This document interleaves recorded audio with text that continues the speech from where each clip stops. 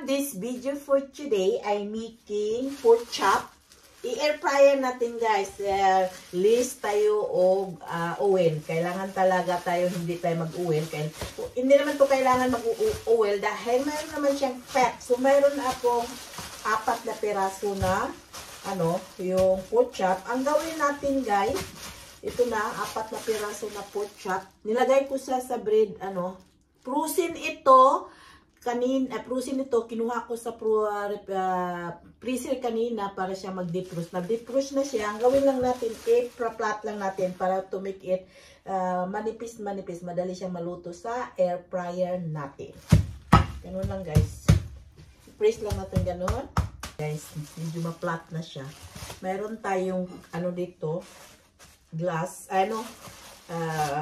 plate, ilagay natin sa plato yung natin, pinipress na natin. And then, ang gawin natin, lagyan natin ng sa gilid-gilid guys, yung paganyan.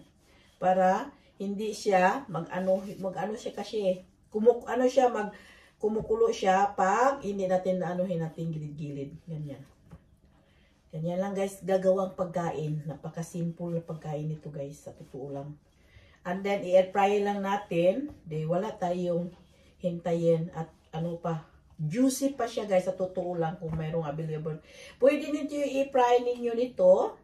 Sa akin, mayroon kasi akong available na air fryer. So, gamitin natin yung air fryer. Yan. Ito na siya guys. Lagyan na natin pa ganun para madali siyang maluto. So, i-crease natin kaunti. Ganun. Para madali siyang maluto yung karne natin. So, simple lang ito guys, sa totoo lang. Ganun lang. And then, ito din yung isa. Gumamit ako ng, disposable na gloves para sa pag-marinate. So, ito na. And then, ito na siya guys. Ang next natin gawin, gumamit tayo ng, press tayo ng citron guys. Lagyan natin ng citron. And then, lagyan natin siya ng salt. Yan.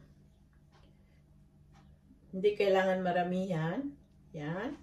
And lagyan natin siya ng pepper. Nasa sa inyo lang guys. Tansya-tansya lang ito. Yan. Yan. And then, mayroon tayong smoked bell pepper. Yan, pag ganun lang guys. Ganyan lang tayo gagawang pagkain guys. I-sprinkle lang natin dyan. And then mayroon tayong garlic powder kung mayroong available. Kung anong available sa bahay nyo, gagamitin ninyo gan lahat. And then usually gumamit akong oyster sauce para to make it extra yummy. Yan. And then, i-marinate lang natin siya guys. Lang natin yan. Para lahat ng karne, natin. Yan, ganyan lang siya. Lang natin yan, ihalo-halo. Para tayong nag-marinate ng barbecue. Yan. Pero hindi ko ito i-set aside, ilulutuin ko siya kaagad. Yan. And then, sunod natin, balik rin naman natin dahil sa kabila naman. Ganyan lang tayo gagawa, guys. Napaka-simple itong gawin para tayo nag-barbecue lang, gumawa ng barbecue sa atin. Yan. Yan. And then, mayroon tayong bell pepper powder.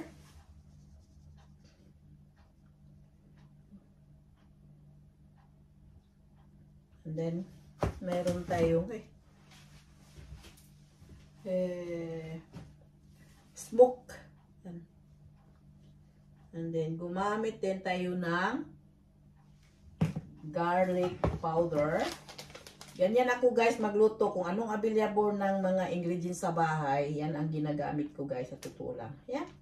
Napaka-simple lang. And then, gumamit tayo ng oyster sauce. Oh! Ang gulo. Magulo. Yan. So, bawat karne. Yan, that is my fryer. And then, lagay lang natin ito guys. Dalawa lang muna ang ilagay natin. Dalawa lang magkasya. For the meantime. So, that is it. And then, air fryer natin. So, that is it. Air fryer na natin. start and then 180 and try 15 minutes. Yeah.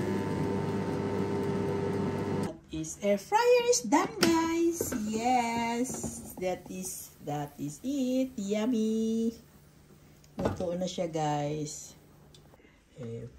Done na, guys, yung ano natin, pork chop, guys, na air fryer. It's yummy. Yes, and this is it. Ilipat natin, guys, dito. Yan, ang air fryer natin. Ilipat natin to sa panglagyan. So, yummy, yummy. Napaka-juicy, guys. Sarap. Ayan. Ito na siya, guys. Yan ang ano natin. Air fryer. Pork chop, guys. The best. Ang next step natin gawin, guys, gagawa tayo ng gravy. Ito yung butter and flour. And then, nag-boil na din ako ng potato. So, that is it. Lagyan natin siyang mushroom.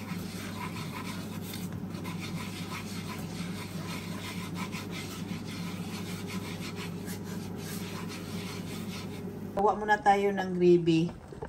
Ayan. Gravy muna tayo. Ready na siya. Ang gravy natin, lagyan na natin tubig. Ayan. Medyo nag-brown na siya, guys. Gandahan ng pagbuhos ng tubig hanggang yung ano. Ayan. Yan lang. Imi-mix mo lang ito. 1.5 cups lang, guys. Gumamit akong 50 gram na butter and 2 tablespoon na flour and 1.5 na water. So, ganyan lang, guys. And then, halo lang siya hanggang mahalo yung nagbilog-bilog na ano natin yung flour. Ano lang natin ito.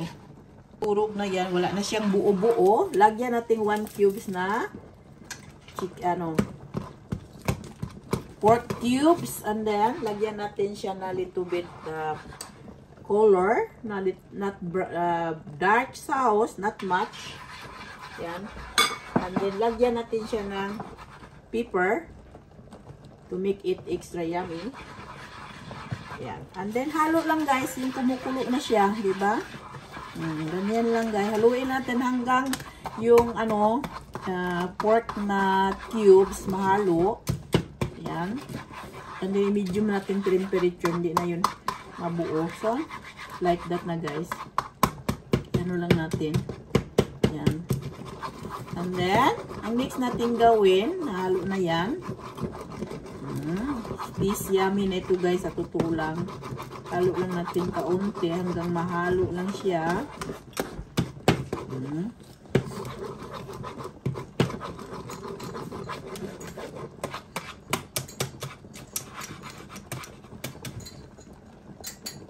So, i-add natin yung mushroom. Yes. Yan na, guys. Yung mushroom natin, add lang natin hanggang so, that is for gravy. Gravy with mushroom. Diba? Yummy. Then, kumulo na, guys. Gravy with mushroom. And fryer na pork chop, guys. That is it. Tikman natin kung ano talaga, softy ba siya or ano ba siya, dry. So, dito tayo, guys, nang walang taba. Tignan natin, ikakat natin. Yes. Very good. Juicy, guys, napakasarap. So, kakain na tayo. Mayroon tayong potato and mushroom na gravy.